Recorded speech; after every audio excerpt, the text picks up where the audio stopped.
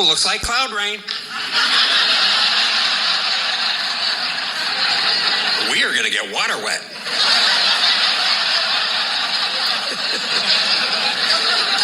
Have you seen the Tibetan sea salt? It says on the package, over 250 million years old. You know what else it says on the package? Best if used by October.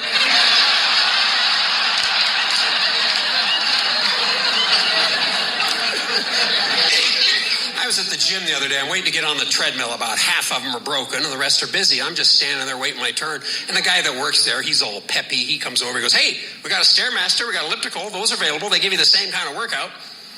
I said, "If you went to the brothel and the madam said all the girls are busy, but there's a couple of guys upstairs."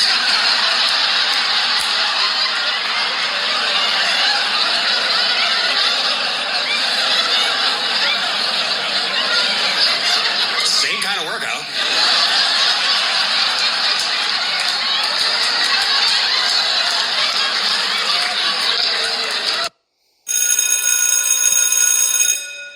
Good morning. It is Monday, Medal of Honor Monday, June the 19th, and this is The True Conservative. Welcome to all the butchers, bakers, and candlestick makers out there. I'm Ron, your host, and the only true conservative in the United States today. So today, after the Serenity Prayer and the patriotic song of the day, we will have Stuart Varney, No Free Lunch, The Rape of the Mind, Why Religious, and the Medal of Honor Ceremony. All that and more when I get back.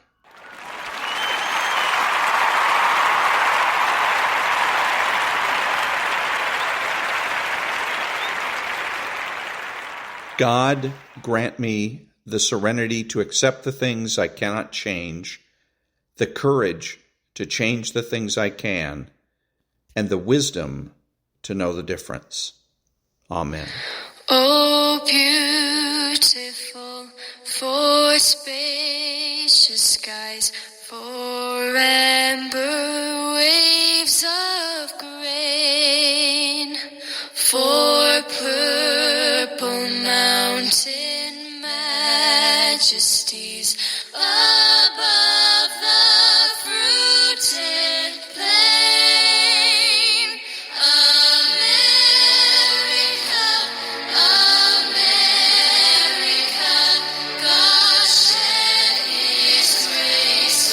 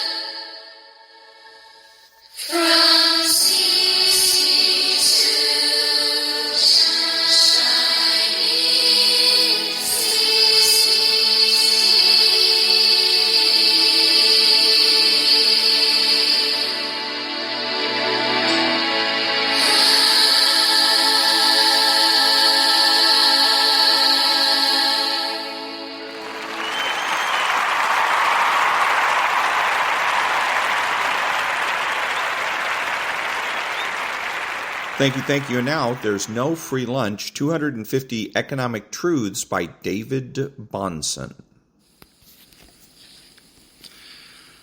The market makes human relations more dignified. The system of exchange, as opposed to the more aristocratic system of owner and tenant, allows even the less privileged to address society in terms of what they have to offer rather than what they need. Abject dependence upon the benevolence of others is demoralizing. Extending the rule of the market to all helps most men avoid this fate and so allows them to function as dignified equals. Yuval Levin. The way in which human dignity is respected by this process is hard to overstate. Market exchange equalizes the two parties in that they both have something to offer and both have a need or want to be satisfied. The welfare state, a redistributionist accord, and the pre-Enlightenment feudal system all share an inferiority to the market system in that they reframe the role of one economic actor to that of a subordinate. A market economy allows for dignity and civility. And that was There's No Free Lunch by David-Bahnsen. Back in a minute.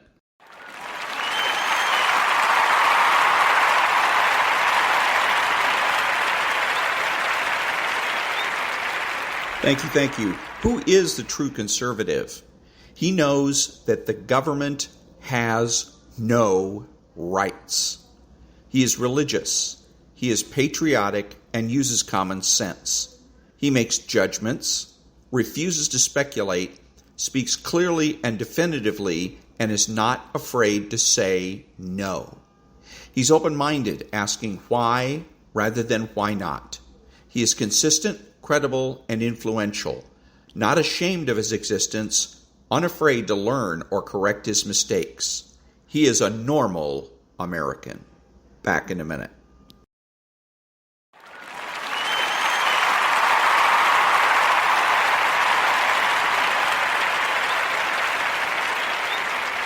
Thank you. So why is it that I say that the true conservative must be religious? Why not just say the true conservative is Christian? Because it is possible to be a true conservative Christian, a true conservative Muslim, or a true conservative Jew. But it's not possible to be a true conservative Hindu, or Taoist, or Shintoist.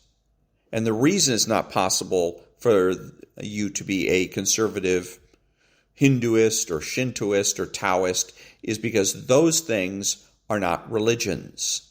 They are superstitions. Back in a minute.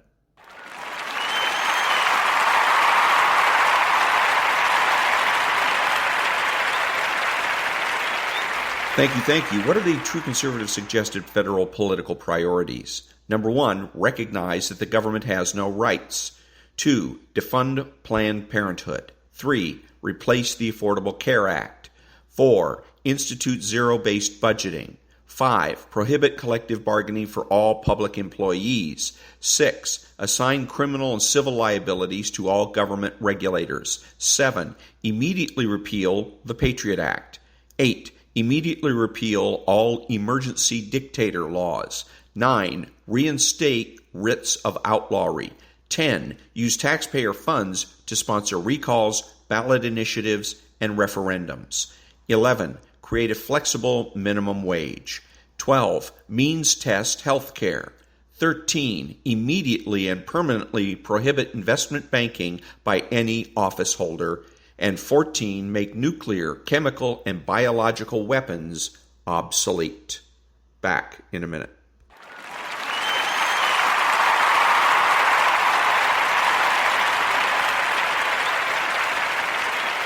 Thank you. What are the true conservative cultural priorities? Bring back hierarchy. Bring back the admiration of intelligence, morality, and beauty. Bring back single-income households, integration, parenting, the primacy of existence, certainty of knowledge, and universal rights and wrongs. Bring back principled behavior, masculinity and femininity. Bring back Adam 12, John F. Kennedy, the gold standard, pre-HMO medical care, and nonprofit news. Bring back civil service. The term stupid question.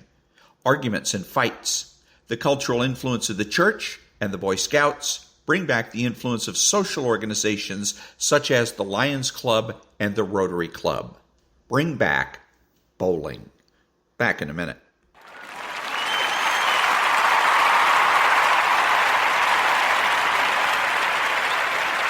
Thank you. So on Stuart Varney, and it's amazing as an aside here, Stuart Varney's actually working today on Monday the 19th.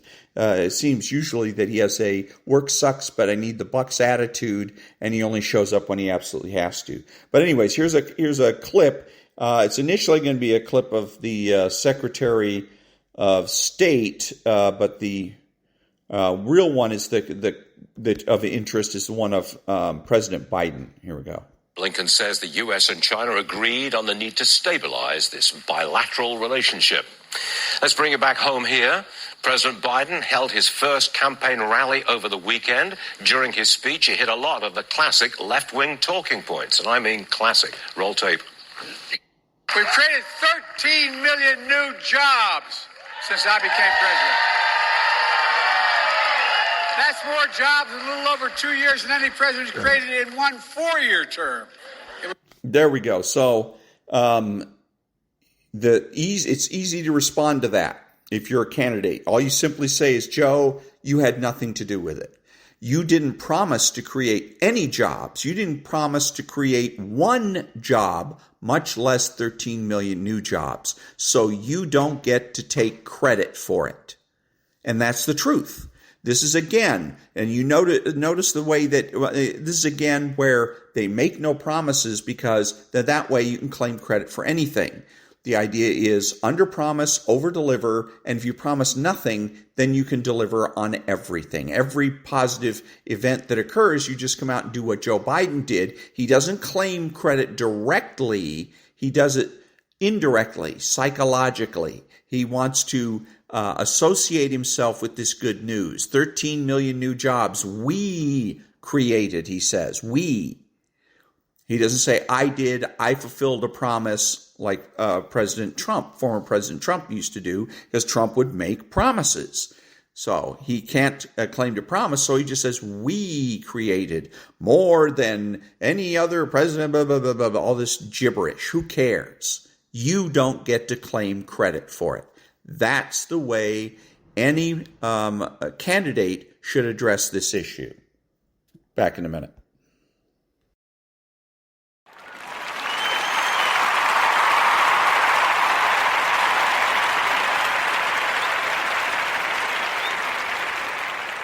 Thank you. And now, the rape of the mind. Indoctrination against indoctrination?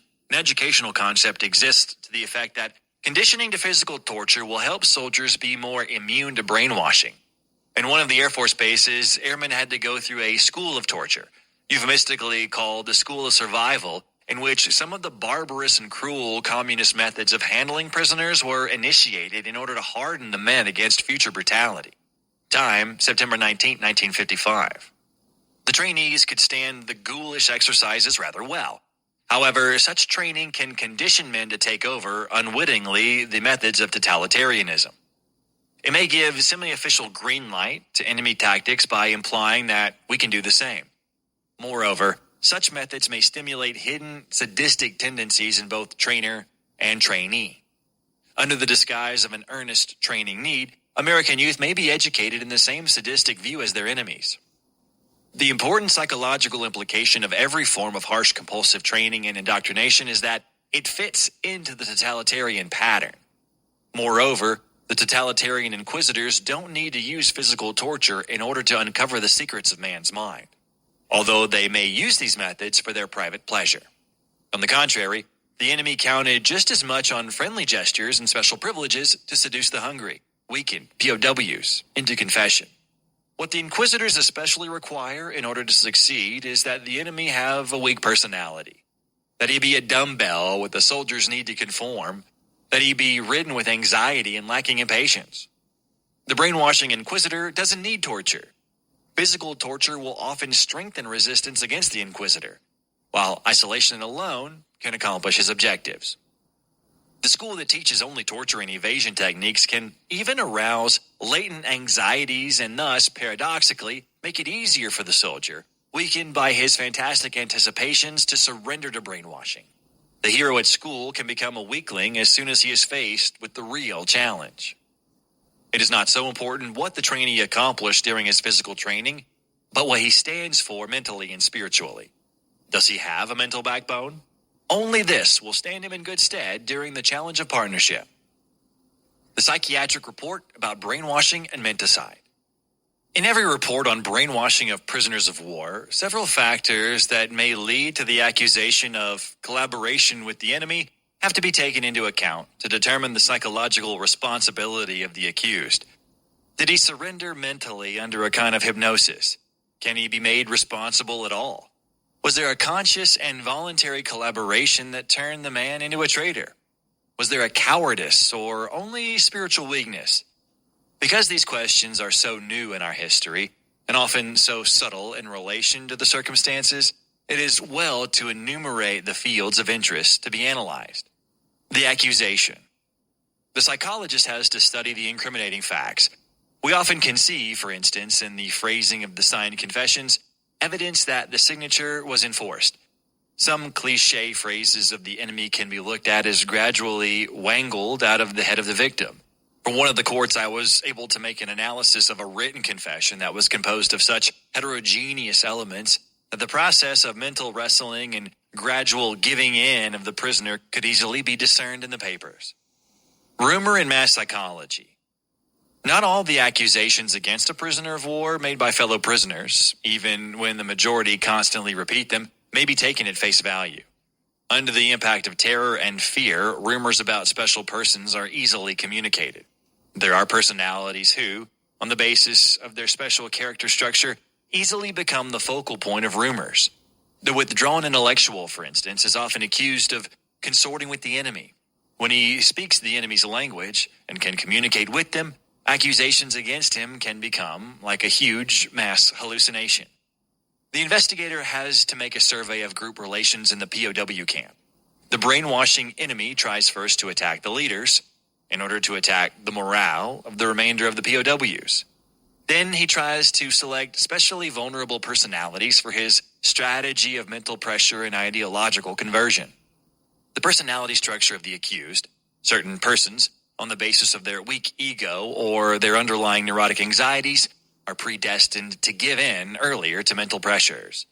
To obtain a fair estimate of the individual, intelligence tests and the Rorschach test have to be given. The family background and the religious and ideological foundations of the person have to be studied. Was the brainwashee well-trained to stand the treatment? What kind of information had been given to the prisoner of war during his training? Did he know enough about the ideological war and the word barrage he might be exposed to? Was he only prepared for discipline and submission, or also for freedom and non-conforming discussions? Was he only physically trained, or also mentally? The facts of torture. How long did it take before the prisoner gave in? Did he get drugs? How much isolation? How many hours of interrogation? Were there symptoms of pain and physical illness? Can these facts be verified? This is only a short survey of viewpoints to be taken into account. They serve to show that with the phenomenon of systematic brainwashing and thought control, something is brought before the court that is judicially new. The traditional attitudes toward competence, responsibility, and accountability cannot be applied. The state, the totalitarian system of the enemy, has, in the case of successful brainwashing, taken over, even taken possession of, all psychological responsibility for the obedient acts of persons. Our criminal courts and military courts will have to find new rules of judging those who fell into the hands of such a criminalizing system. And that was Indoctrination Against Indoctrination from the Rape of the Mind by Joost-Meerlo, M.D. Back in a minute.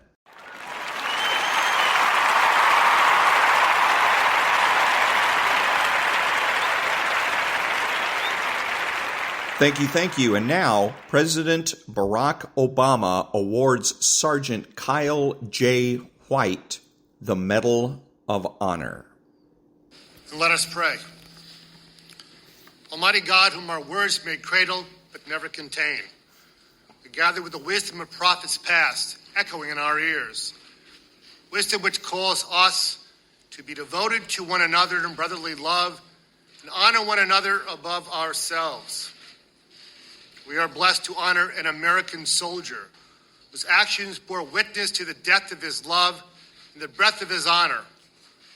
The Medal of Honor is bestowed upon Sergeant Kyle White.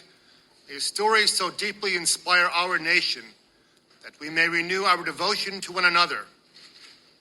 For we know, O God, that it is the dearness that gives everything its value. By honoring Sergeant White, we also honor the dear memories of the men who fought that day, especially those who now rest in eternal peace. Increase our faith, renew our hope, O God, that we may live lives worthy of honor, devotion, and courage that we recognize today.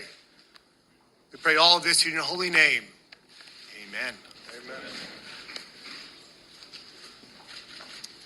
Good afternoon, everybody. Please be seated. Welcome to the White House.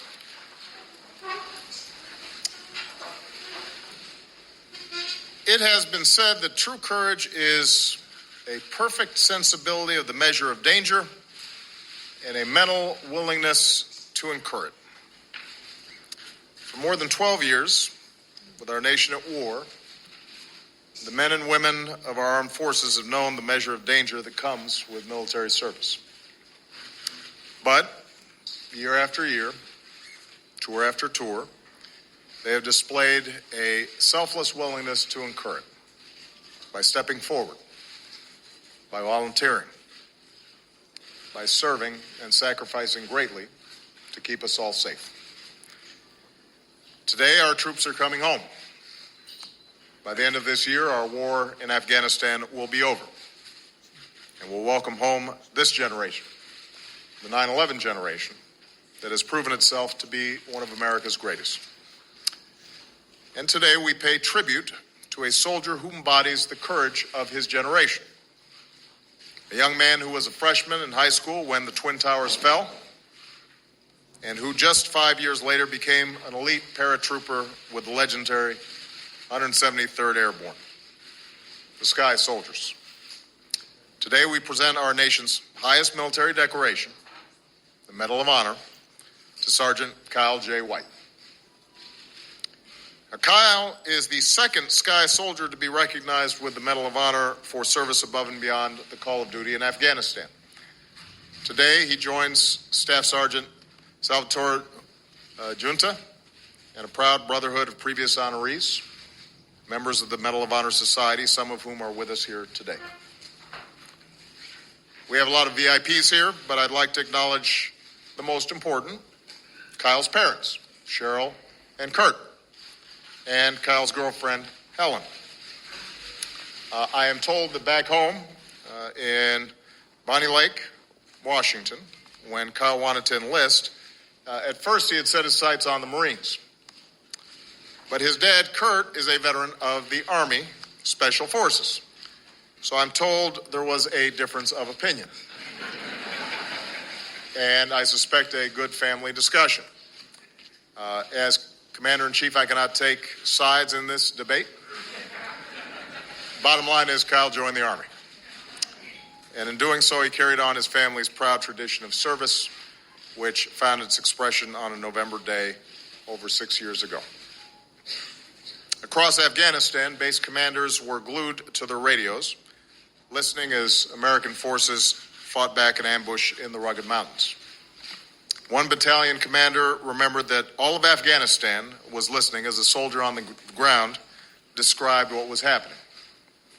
They knew him by his call sign, Charlie 1-6 Romeo. We know it was Kyle, who at the time was just 20 years old and only 21 months into his military service. Earlier that afternoon, Kyle and the 13 members of his team, along with a squad of Afghan soldiers, left an Afghan village after meeting with elders. The Americans made their way back up a steep hill, single file along a narrow path, a cliff rising to their right, and a slope of rocky shale dropping on their left. They knew not to stop that they had to keep moving. They were headed into an area known as Ambush Alley, and that's when a single shot rang out, then another, and then an entire canyon erupted with bullets coming from what seemed like every direction. It was as if, Kyle said, the whole valley lit up. The platoon returned fire. Kyle quickly emptied a full magazine, but as he went to load a second, an enemy grenade exploded and knocked him unconscious. He came to with his face pressed against a rock. And as he moved to get up, enemy rounds hit a rock just inches from his head, sending shrapnel and rock shards across his face. Most of the unit had been forced to slide down the cliff to the valley below, but Kyle saw a teammate, Specialist Kane Schilling, trying to treat his own shattered arm using a tree as cover. What Kane later called the smallest tree on earth. I'm sure that's how it felt. Kyle sprinted through enemy fire to Kane's side and began applying a tourniquet, shielding Kane with his own body as gunfire shredded that tree.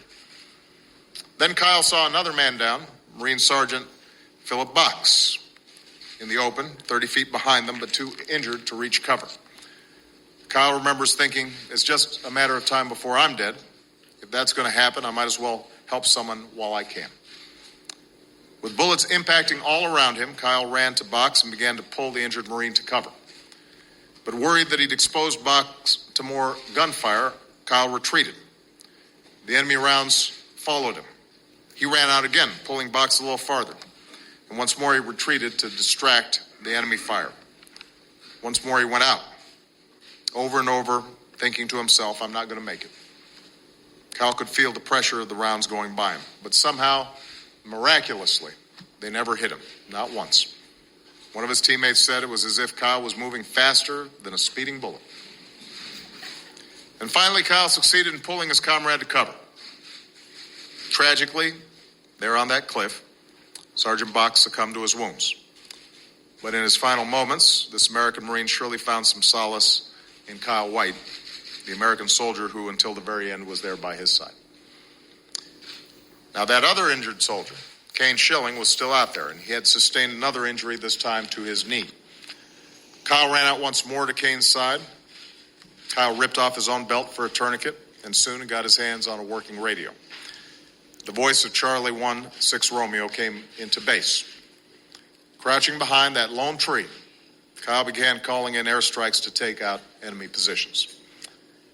Kyle stayed with Specialist Schilling as night fell, and Kane was too badly injured to move. Kyle was starting to feel the fog on his own concussion set in, but he knew that he was Kane's best chance to get out alive, so Kyle took charge and ordered the Afghan soldiers to form a security perimeter. He called in a medevac and made sure Kane and the other injured were safely on board. And only then did Kyle finally allow himself to be lifted out. As the helicopter pulled away, Kyle looked out the window, watching the darkness as they pulled away from that single tree on the cliff.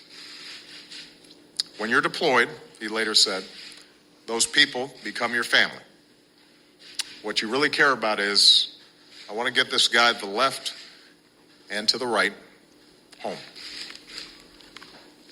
This family was tested that day. Not a single one of them escaped without injury, and 6 brave Americans gave their lives, their last full measure of devotion, and we remember them today. Sergeant Philip A. Box, Captain Matthew C. Ferreira, Specialist Joseph M. Loncourt, Sergeant Jeffrey S. Mersman, Corporal Lester G. Roque, and Kyle's best friend, Corporal Sean K.A. Longsman. Some of their families are here today. I'd ask them to please stand so we can recognize their extraordinary sacrifice.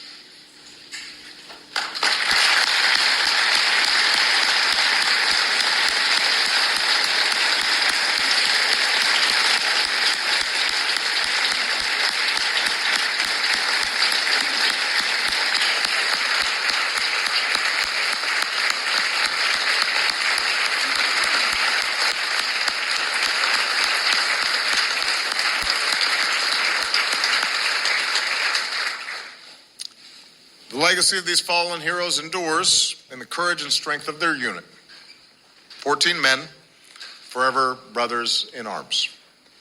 We're proud to welcome those who fought so valiantly that day.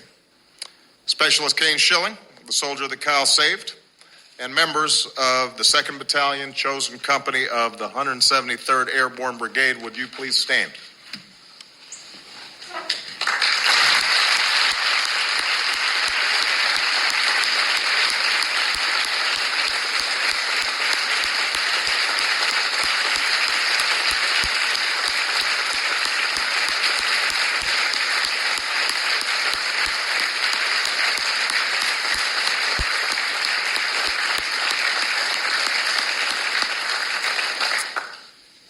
We honor Kyle White for his extraordinary actions on that November day, but his journey from that day to this speaks to the story of his generation. Kyle completed the rest of a 15-month deployment in Afghanistan. He came back home and trained other young paratroopers as they prepared to deploy. When he completed his service, Kyle decided to pursue a different dream, and with the help of the post-9/11 GI Bill, he went to college. He graduated and today works for a bank in Charlotte, North Carolina. When Kyle walks into the office every day, people see a man in a suit headed to work, and that's how it should be. A proud veteran, welcomed into his community, contributing his talents and skills to the progress of our nation. But Kyle will tell you that the transition to civilian life and dealing with the post-traumatic stress hasn't always been easy. More than 6 years later, he can still see the images and hear the sounds of that battle. Every day he wakes up thinking about his battle buddies. And if you look closely at that man in the suit on his way to work, you'll notice the piece of war that he carries with him tucked under his shirt sleeve, the stainless steel bracelet around his wrist etched with the names of his 6 fallen comrades who will always be with him. Their sacrifice motivates me, he says, to be the best I can be. Everything I do in my life is done to make them proud. Kyle, members of Chosen Company, you did your duty, and now it's time for America to do ours. After more than a decade of war, to welcome you home with the support and the benefits and opportunities that you've earned. You make us proud, and you motivate all of us to be the best we can be as Americans, as a nation, to uphold our sacred obligations to your generation and all who have faced that measure of danger and the willingness to incur it. May God bless you, and may your courage inspire and sustain us always, and may God continue to bless the United States of America. With that, I'd like to have the citation read.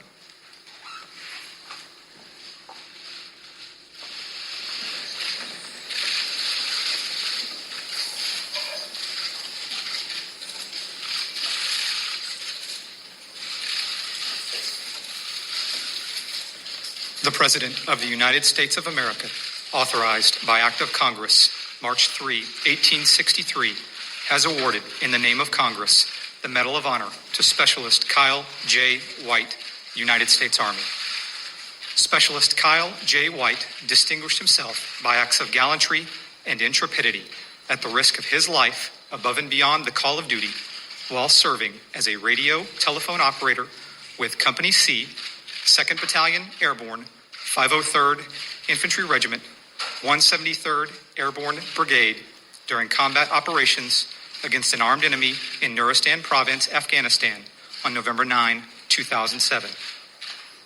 On that day, Specialist White and his comrades were returning to Bella Outpost from Ashura with Aranas village elders. As the soldiers traversed a narrow path surrounded by mountainous, rocky terrain, they were ambushed by enemy forces from elevated positions. Pinned against a steep mountain face, Specialist White and his fellow soldiers were completely exposed to enemy fire. Specialist White returned fire and was briefly knocked unconscious when a rocket-propelled grenade impacted near him. When he regained consciousness, another round impacted near him, embedding small pieces of shrapnel in his face. Shaking off his wounds, Specialist White noticed one of his comrades lying wounded nearby. Without hesitation, Specialist White exposed himself to enemy fire in order to reach the soldier and provide medical aid. After applying a tourniquet, Specialist White moved to an injured Marine, providing aid and comfort until the Marine succumbed to his wounds. Specialist White then returned to the soldier and discovered that he had been wounded again. Applying his own belt as an additional tourniquet, Specialist White was able to stem the flow of blood and save the soldier's life. Noticing that his and the other soldiers' radios were inoperative, Specialist White exposed himself to enemy fire yet again in order to secure a radio from a deceased comrade. He then provided information and updates to friendly forces, allowing precision airstrikes to stifle the enemy's attack and ultimately permitting medical evacuation aircraft to rescue him, his fellow soldiers, Marines, and Afghan Army soldiers. Specialist Kyle J. White's extraordinary heroism and selflessness above and beyond the call of duty are in keeping with the highest traditions of military service and reflect great credit upon himself, Company C, 2nd Battalion Airborne, 503rd Infantry Regiment, 173rd Airborne Brigade, and the United States Army.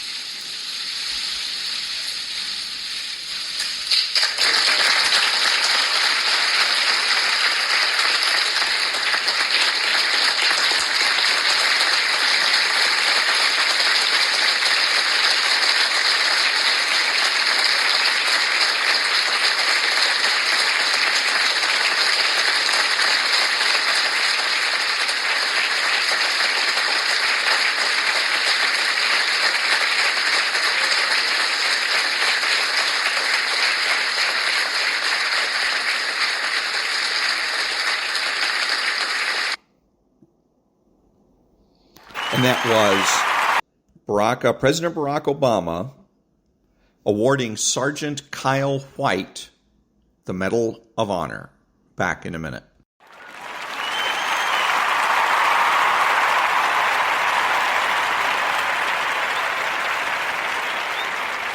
Thank you. I'm Ron, your host and the only true conservative in the United States today, bidding adios to all of the butchers, bakers, and candlestick makers out there. And until next time, be honest, be smart, be beautiful, and remember that the left has no authority, no power, and they can't win.